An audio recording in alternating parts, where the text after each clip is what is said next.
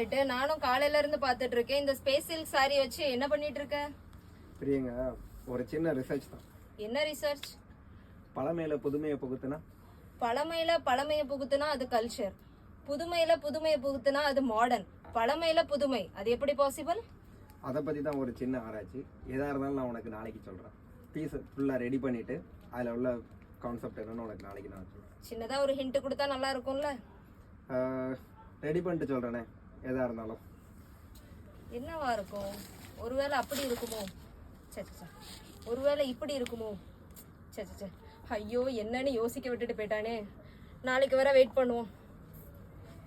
என்ன சொல்ல போகிறாய்?